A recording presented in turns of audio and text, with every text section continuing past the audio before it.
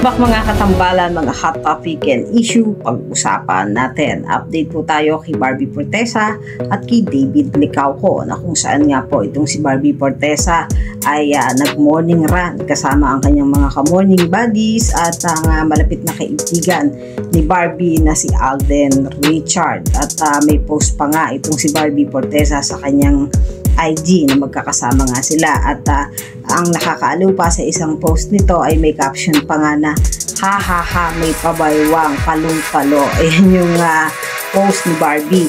At matapos naman yon, kumain naman si Barbie kasama ang atin niyang si Ami at ang kaibigan niyang si Ponzi. Nakikita na kumain nga sila sa isang restaurant at nag-post din ito si Barbie sa kanyang Instagram. At matapos naman yon ay dumiretso naman itong si Barbie sa post nail kung saan niya ay magpapaayos nga ito ng kanyang nail. At si David Licauco naman ay nag-post din sa kanyang IG story na nasa isang recording studio ito kasama pa ang ibang mga kasamahan niya at si Ma'am Kathleen.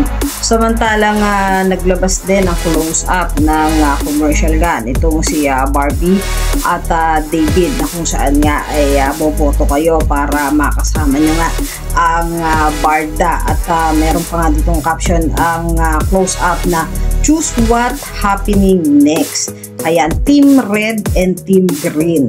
Yan yung pagbubotohan sa close-up. Yan yung bago ngayon ni David at ni Barbie Fortesa na bago nilang commercial na magkasama na makikitang napaka-sweet sa ginawang commercial nila sa close-up.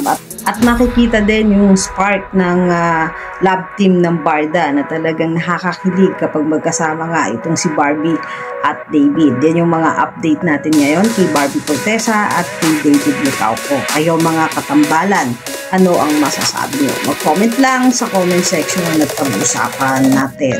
Yan ang mga hot topic and issue dito lamang sa Tambalang Chiki.